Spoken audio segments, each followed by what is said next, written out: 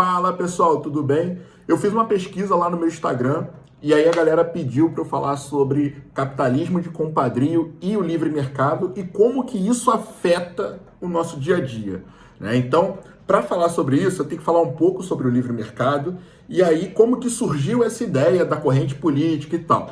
Não vou me aprofundar muito sobre isso, mas eu acho que é importante a gente ter alguns contextos aí para a gente entender e ficar sempre na mesma página. Então vamos lá. Da onde que surgiu essa ideia do liberalismo? Bem, ela surgiu como uma oposição ao Estado absolutista, né? Lá na Revolução Gloriosa, na Inglaterra, né? Com a ideia de que, antigamente, vocês sabem, né? O poder do rei, ele era vindo diretamente de Deus. Então, todo mundo ali na nobreza, na realeza, tinha que ser super, hiper, mega rico, porque Deus queria assim. E eles determinavam o destino das pessoas, né? Então vocês lembram lá no período feudal, né, que aí o senhor feudal, ele indicava, né, tipo, ó, vocês vão ter que fazer isso, vocês vão ter que plantar aquilo.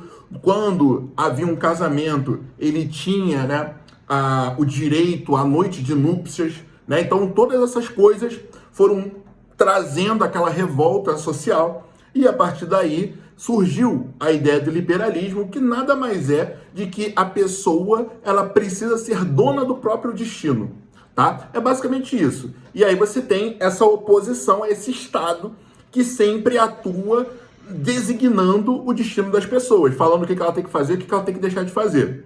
Beleza? Então aqui, um primeiro ponto, né, e vamos para o segundo ponto, que é, olha, você no liberalismo, você não está falando que tem que acabar com o Estado, mas que o Estado ele precisa ter poderes limitados para que as relações das pessoas possam ser reguladas de modo que elas podem fazer a própria escolha, né? Então, esse é um ponto aí que eu acho que é super importante, né? Que geralmente a pessoa fala do Estado mínimo, não sei o que, não sei o que. Eu não vou entrar nessa parada. Depois a gente pode fazer até um outro vídeo específico sobre isso.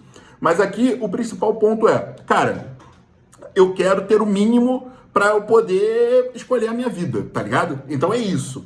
E aí, quando você troca essa coisa, você está falando o quê? De diluição do poder, né? E aí você está falando de divisão do poder, controle contra os absurdos, né? Contra o abuso do poder que o Estado ele tem lá, o monopólio da força. Então, ele pode usar de qualquer jeito? Não, não pode. Então, a partir daí, a gente começa a trazer a ideia da democracia, né? Porque a democracia é o governo do povo, né? O povo detém esse poder. Então, você começa a escolher os seus representantes, e aí você começa também depois, né? Isso tudo tem várias raízes que vão acontecendo ao longo do tempo, mas aí você começa a ideia do império da lei, né? Que é o do constitucionalismo. Então, um governante, por mais alto que ele tenha ali de poder, ele tem que sempre ficar abaixo das leis, né? Então as leis ali que foram democraticamente construídas, que foi através dos representantes do povo, elas vão mandar na verdade, e ali quem vai estar naquele cargo de presidente, ministro, enfim, tem que ficar submetido àquilo ali, independentemente de qual seja a opinião dele, né? Então você não pode ficar mudando de qualquer jeito para qualquer coisa. Beleza? Então é isso, assim, a ideia, e aí aqui traz uma coisa que eu aprendi um tanto recentemente, foi esse ano mais ou menos, que, cara, a ideia de limitação do poder, a ideia de que a pessoa não pode fazer qualquer coisa, ela é muito recente na história da humanidade, né? Então, a coisa sobre a ditadura, né, que a gente fala bastante e tal, essa coisa de você, quando você tá com o poder, você querer abusar dele, é uma coisa muito natural. E aí, essa resistência, ela é relativamente recente. A gente está falando aqui de 1600, a gente está falando do século 17, tá? Então aqui, pô, a gente está no século 21, tem 4 séculos esse negócio só. Tá? Só para vocês terem uma noção do que a gente está falando aqui, do que a gente está construindo, do que a gente está batalhando. Então, esse é o primeiro ponto. E aí, quando a gente vai falar sobre o livre mercado é sobre tudo. É o livre mercado de dinheiro e trocas, né? É o livre mercado de ideias e o livre mercado de pessoas, né? Circulação de pessoas. Quando você fala desse negócio de livre mercado, você está falando que as pessoas não precisam ter barreiras para imigrar, por exemplo, ou para emigrar, né? Essa troca, essa liberdade das pessoas, elas tem que ser ampla, né? Por quê? E aí você tem um lance muito legal que eu acho, que é na década de 30, se eu não me engano, que vem a Estátua da Liberdade lá nos Estados Unidos e tal, e ali tem um ditado que fala assim: me traga os seus pobres, os seus miseráveis, os seus desafortunados, que com eles nós faremos uma grande nação. Né? Então isso é muito impactante quando a gente está falando de imigração, e principalmente nos Estados Unidos agora que está tendo Trump, aquela coisa toda. Né? Então é muito interessante ver como é que as coisas vão mudando ao longo de um século aí, em que agora a gente tem aquela coisa, essas barreiras, tanto na Europa quanto nos Estados Unidos.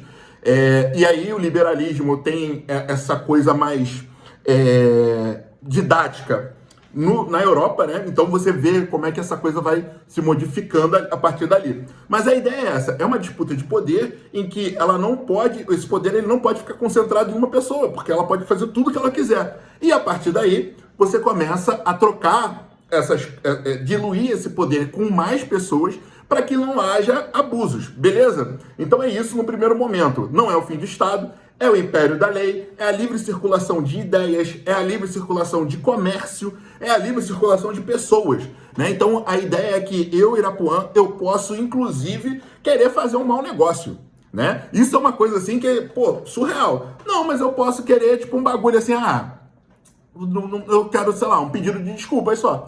Eu não quero R$1 milhão. Não quero isso. Minha forma de ressarcimento numa determinada causa é eu receber desculpas de uma pessoa. E tá tudo bem. E ninguém pode chegar e falar assim: não, isso tá errado, você não pode... Não. A ideia é mais ou menos essa. Óbvio que hoje em dia, conforme a gente vai avançando, as coisas são mais complexas, e aí vão tendo algumas coisas mais... como é que fala assim? Mais sutis e mais discutíveis, né? Que vão chegando no limite de entender até que ponto está sendo abusado ou não. Mas a gente vai chegar lá, tá? Mas esse é o primeiro ponto. Então, a partir dali, você tem democracia, império da lei com constitucionalismo e tudo mais. Beleza? E aí, vou dar um salto gigante agora para 2021, quando um professor de Chicago chamado Luigi Zingales, que é da escola de Chicago, ou seja, que é liberal, né? Ele vai fazer um artigo para o Valor Econômico em 2021, falando que esse negócio de Estado versus mercado, ele está ultrapassado. A gente já viu que, tipo, são duas utopias: você querer um livre mercado completo, tipo, não existem mais regras e dane-se todo mundo. E também já viu que não dá certo essa coisa de você chegar e querer controlar tudo, né? E aí, qual é a solução, né, que é adotada por ele e que ele entende que é o ideal? É o Estado unir com o mercado. Como isso? O Estado ele vai fazer uma regulação daquele setor e a partir daquela regulação o setor vai poder se desenvolver. Então, a regulação ela tem que ser para evitar que existam abusos das pessoas ou das empresas que tenham muito dinheiro, né? Então, por exemplo, hoje quando você fala de livre mercado, e aí você tem um conglomerado que é tudo, tipo, uma empresa que é da outra, que é da outra, que é da outra, que é da outra. Aí quando você olha no mercado, assim, os produtos, caraca, tem 1 milhão de possibilidades, mas é tudo concentrado por 2, 3, 4 pessoas. Fica um negócio, um cartel, né? E aí, com esse cartel, você controla tudo, né? Porque você chega lá, vamos fazer um acordo aqui nós 4, que a gente vai ter que vender ao preço X. E se tivesse uma livre concorrência, e aí a gente vai falar um pouco sobre isso, se tivesse uma livre concorrência, a ideia não seria essa, porque o controle, o poder estaria fora das mãos dele. E a ideia do livre mercado é basicamente essa: o poder está na mão da demanda, né, das pessoas, de quem vai comprar, de quem vai consumir, e não o contrário, né? Porque aí senão acontece o quê? Olha, eu com meus 4 pessoas aqui, eu vou colocar o produto caro pra caramba, e é só aquilo ali disponível, eu vou ter lucro pra caramba. Quando você tem uma falta de... Quando você não combina e tem gente pra caramba disputando o mercado, o que acontece? No primeiro momento, eu vou ter esse produto super caro e eu não tenho incentivo para poder produzir melhor, para entregar uma coisa melhor. Eu vou ficar por isso mesmo. Vão ter que comprar comigo mesmo, então dane-se. Mas quando você tá com livre mercado, aí não é bem assim. Porque o cara que está começando, o que ele vai fazer? Ele vai cobrar um preço barato e com um diferencial. E é a partir daí que ele vai ganhando o mercado consumidor e aquela coisa toda. Então ele está seguindo a ideia do mercado. Aí aqui, ó, a gente está tendo uma ideia do quê? Da questão da informação. Informação aqui todo mundo já sabe, né? Que, pô, informação é dinheiro, cara. Informação tem valor pra caraca. Então, a pessoa que escuta melhor o mercado sai na frente e consegue comer aquela parte do mercado.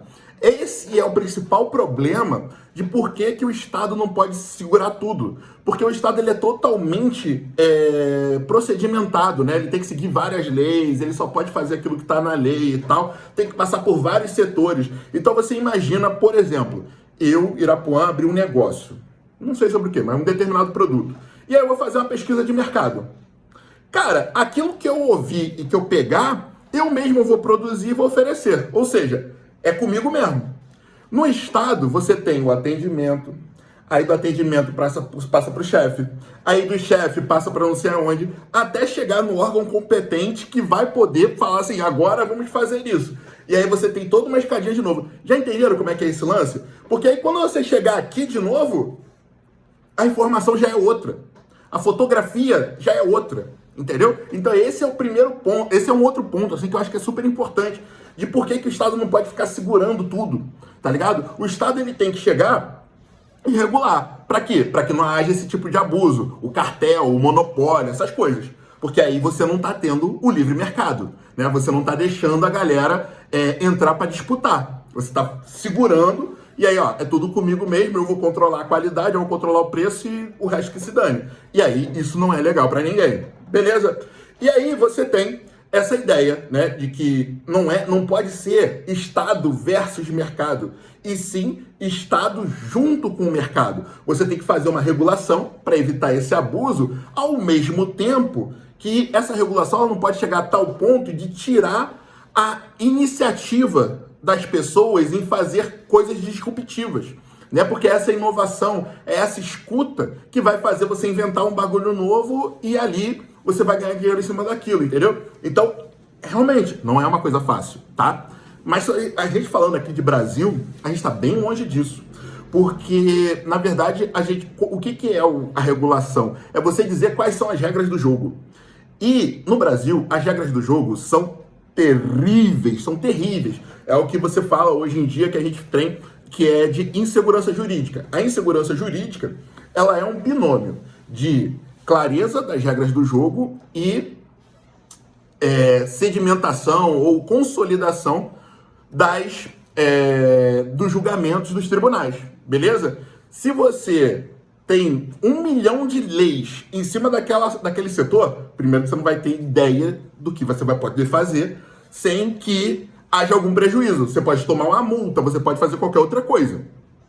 Então, a partir dali, o risco para você investir naquele setor já é bem grande. Mas vamos dizer que você quer pagar esse risco aí. Vamos embora, vamos para cima. Quando você vai para o judiciário, ele normalmente tem múltiplas respostas para a mesma situação. E isso diminui ainda mais a previsibilidade. Porque a ideia de você investir num determinado lugar é o quê? Primeiro aqui um parêntese, tá? Calor pra caraca, por isso que eu tô suando aqui. Mas, beleza, vamos lá. E aí, qual é a ideia do investimento? Você tem que prever o que você pode ganhar e o que você pode perder, certo? É o básico. Pô, vou investir nisso aqui porque a minha possibilidade de perder é pequena. Ou eu vou investir nisso aqui, mesmo a minha possibilidade de perder sendo grande, mas o meu retorno vai ser lá em cima. Mas o que você tem que ver? Ter a visão do futuro. Tipo, ó, o que pode acontecer aqui? Beleza? Tem que saber isso. Para saber quanto você investe, quanto você não investe e tudo mais. Agora, num caos total, que é o que acontece no Brasil, fica muito difícil da gente conseguir fazer com que as pessoas consigam investir aqui no Brasil de uma maneira sustentável. A ideia é mais ou menos essa. E aí, quando você tem isso, essa insegurança jurídica, você tem, por exemplo, um levantamento de um grupo que fala sobre isso, estuda essa parte, falando que por insegurança jurídica, o Brasil ele perde normalmente por ano 210 bilhões de reais. As empresas perdem, tem um prejuízo aí.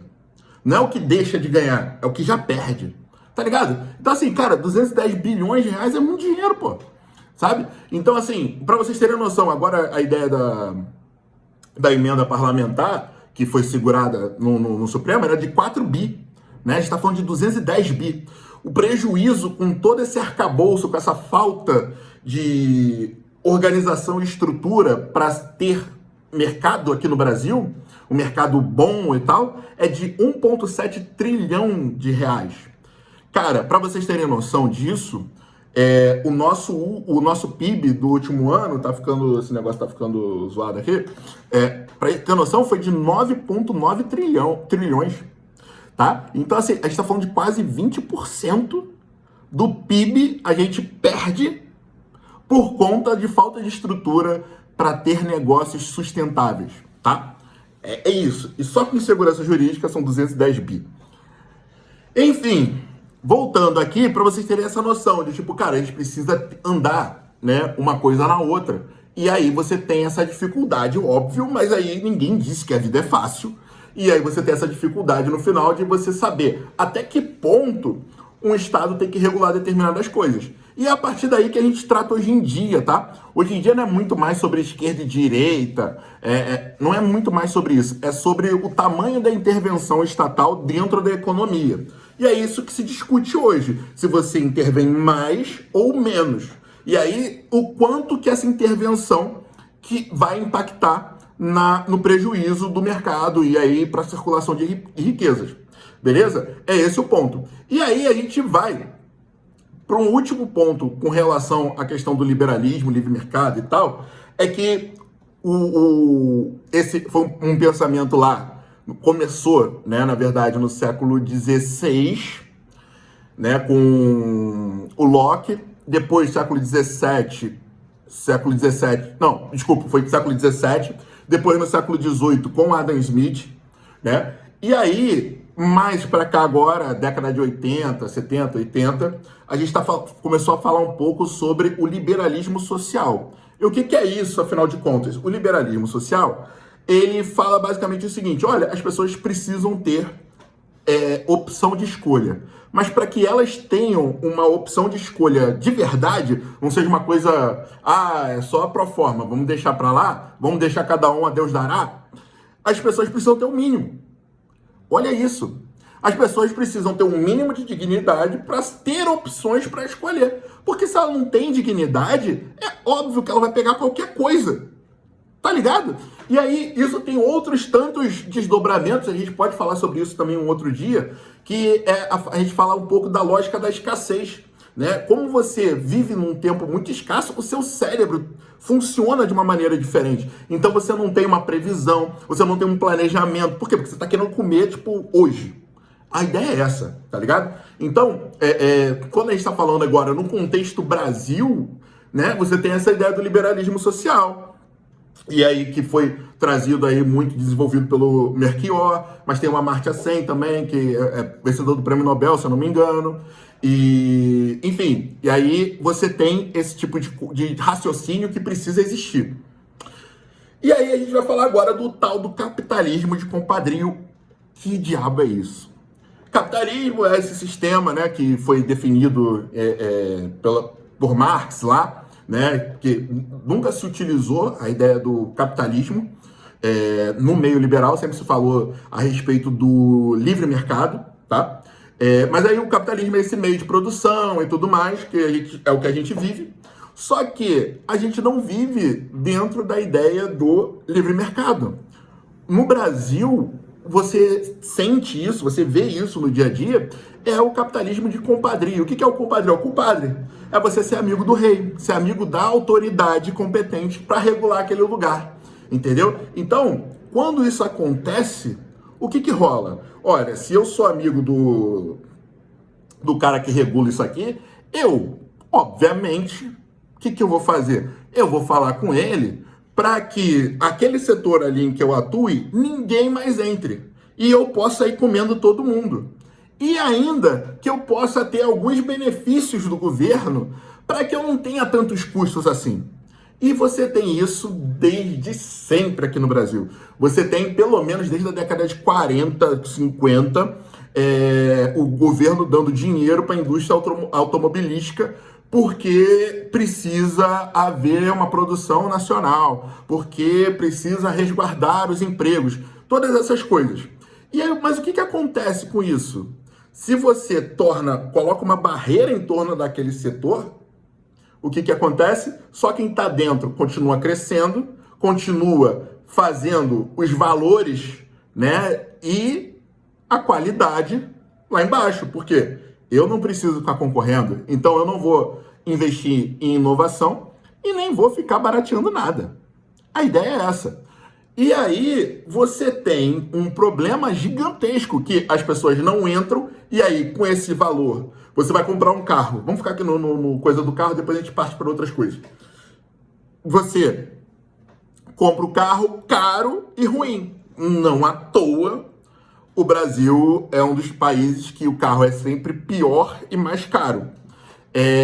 E aí, se acontecer algum problema e ninguém mais está comprando carro, meu Deus, e agora? Vamos falir? Não, pô. O cara é teu amigo.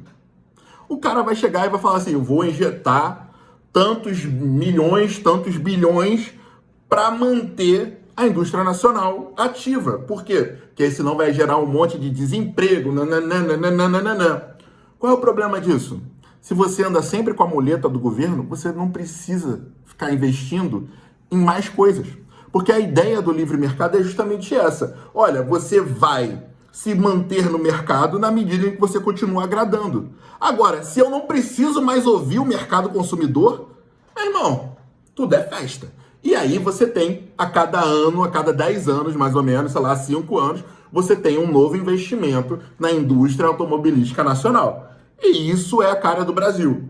No governo Dilma, a gente teve isso também, né? Com os campeões nacionais, que a gente lembra, por exemplo, o Ike Batista nunca ganhou tanto dinheiro nessa época, quanto nessa época. E depois, vocês viram o que aconteceu. Porque você vai escolher alguma galera para ter uma vantagem surreal dentro do mercado. E aí, o que acontece com a gente? A gente que está fora do mercado, a gente não tem opção de compra e a gente tem que pagar caro. Voltando aqui para o governo Lula, que é o atual, com a coisa da taxação da Shein e da Shopee, né? Quem é rico faz o quê? Compra uma passagem barata, né, para os Estados Unidos e compra tudo, sei lá, $8, $5. Você compra um monte de roupa, um monte de coisa que, tipo, pode durar pra caraca. Aí você compra, sei lá, você pode pagar por pontos a passagem. E aí as coisas lá são isso, tipo, camisa social, $5. Tênis, $10, vamos dizer assim. Eu não sei, porque eu não vou pra lá. Mas aí você, que é mais pobre, que não pode ir para os Estados Unidos, o que você faz? Aí você tem que comprar uma camisa aqui, que outro dia eu fui comprar uma camisa pra mim, R$90. Uma camisa branca dessa assim. Tá ligado? Tipo, é essa discrepância. Aí vamos fazer aqui a conversão de $8 vezes 6. 8 vezes 6, 48. Metade. Tá ligado? E tipo, uma camisa social, não tô falando uma camisa dessa assim. Estão entendendo? O mais pobre, ele é obrigado a comprar mais caro. Além de pagar mais imposto, porque aí vocês lembram, né? O imposto, ele é geralmente sobre o consumo. Então, se alguém compra uma camisa, que alguém com um salário mínimo compra uma camisa, e alguém com 20 salários mínimos compra a mesma camisa, eles vão pagar o mesmo imposto. Sendo que alguém com 20 salários mínimos, sei lá quanto, pode ir para fora e comprar. Pode ir lá só para comprar, porque no total vai valer mais a pena você fazer um enxoval do seu bebê, não sei o quê, tudo lá fora. É esse o ponto. Porque quanto menos pessoas oferecendo produtos e serviços, mais submetidos a elas a gente fica. E, obviamente, a gente vai lembrar também que nessa época foi a galera ouvindo, foi a galera falando no ouvido dele para fazer isso. Então você tem, por exemplo, o velho da van, 100% Lula. Tá entendendo? Esse é o nível do nosso problema. E aí, esse é o tipo de coisa. E aí você tem, por exemplo, também uma coisa que todo mundo fala muito da burocracia do Estado, e aí a gente está falando aqui com a galera que é liberal e tudo, mas existe também uma burocracia das empresas particulares, né? Você tem, por exemplo, quando você vai fazer algum serviço, E aí, na hora, o técnico lá dessa empresa vê que precisa fazer um outro serviço. Já aconteceu comigo, tá? E aí, ele viu que precisava fazer um outro, ele falou, precisa fazer outro. Beleza, faz. Não. A ordem de serviço, inicialmente, era para a visita dele para fazer o serviço 1 e não o serviço 2. Qual é a lógica da solução? Olha, faz logo. Não. Aí ele tem que parar aquilo ali, vai emitir uma outra nota de serviço e amanhã outra pessoa vem, ou até ele mesmo, vem para fazer o que ele devia fazer. Sendo que a peça que ele precisava estava na bolsa dele. Isso só acontece porque não existe concorrência. Você não tem como, por exemplo, trocar a empresa de gás que vai participar se você tiver num condomínio. Vocês estão entendendo? É essa maluquice. Por quê? Você pode ficar fazendo um monte de besteira, isso é completamente contraproducente, mas você faz isso porque você sabe que não tem pra onde ir. Estão entendendo? Então, esse é um outro ponto que é surreal. E aí você vai falar, por exemplo, privatização. Pô, privatização, eu particularmente gosto, tá? Mas a privatização, como acontece no Brasil, é uma porcaria. Você pega a telefonia. Graças a Deus, a gente não tem mais um telefone que vai parar no inventário das pessoas. A gente tem celular, eu tô gravando isso aqui agora do celular. Mas você só tem 4 companhias, que são praticamente iguais. Porra, você vai sair de onde pra onde? É esse o ponto, sabe? E aí, se você for parar e pensar, por exemplo, no sistema de saúde, é o meu último exemplo. O sistema de saúde, se você quiser fazer hoje para sua mãe, que a sua mãe é idosa, tá? Que é o que aconteceu comigo. Aí você quer fazer um plano único, né, pessoal para ela, você não consegue. Mas eu sei que é caro, então vamos pagar, vamos dar o nosso jeito de pagar. Ainda que você tenha muita grana para gastar, você não consegue fazer um plano individual para pessoa idosa. Olha só que maluquice. Olha isso, gente. Então, assim, e aí o sistema de saúde hoje, ele tá muito, muito zoado na falência, assim, pra falência. Por quê? Porque o plano de saúde, ele é visto como uma questão complementar ao Sistema Único de Saúde, tá? Então, quais são as questões disso aí? Primeiro, por exemplo, se alguma pessoa precisar e não tiver dinheiro, ela pode ir para um hospital particular, né? E aí o hospital particular tá dentro dessa ideia da rede complementar. E aí o SUS tem que pagar, né? Não é o SUS. O Estado tem que pagar a estadia dela lá. O que acontece? É que, por exemplo, você não tem uma atualização da tabela do SUS para pagamento disso. E as coisas são em dólar, as coisas mudam, a inflação tá aí, a gente tá vendo. E sendo que você continua mantendo esse bagulho desde lá de trás, né? E aí você tem, por exemplo, o plano de saúde pagando pouco pro médico, e aí o médico vai fazer um exame, mandar fazer um exame, aí o plano não cobre porque não tá pagando. Vocês estão entendendo? Isso por quê? Não temos planos de saúde, a regulação é tão bizarra. A gente tem bastante plano de saúde, até. Mas a regulação é tão surreal que a gente não consegue coisas de meio termo. A gente não consegue plano de saúde de baixa renda, a gente não consegue plano de saúde para idoso, e por aí vai, né? Então, quando a gente está falando do tal do capitalismo de compadrio, a gente está falando dessas pessoas que são amigas das autoridades e que fazem de tudo para que não haja concorrência, para que elas tenham menos custo e mais lucro. Então, isso aqui não é a tal da ideia do livre mercado, do liberalismo. Na verdade, é o contrário, né? Então, quando a gente está falando hoje sobre formas de fazer com que o mercado consumidor e que os mais pobres tenham mais opções de qualidade de vida, a gente está falando, por exemplo, que tem que chegar coisas de fora. O Brasil é um dos países mais fechados do mundo, cobra um imposto de importação surreal, né? Então, tem que chegar coisa de fora. Mas não sei quem vai quebrar, meu irmão. Dá o seu jeito. Que quebre. Sabe? Porque, no final das contas, é o mais pobre que fica se ferrando. E um outro, e pessoal rico cheio da grana. Porque eles não compram aqui. Né? O dono da empresa vai ficar lá, tipo, ganhando dinheiro pra caraca. Entendeu? Então, esse é o principal ponto que eu queria trazer para vocês hoje, do como que isso acontece, por que que isso acontece e como que a gente tem que ficar ligado para não cair em determinadas determinadas histórias que o pessoal conta que ficou alarmando tudo, quando na verdade a gente segue se ferrando nisso tudo. Valeu!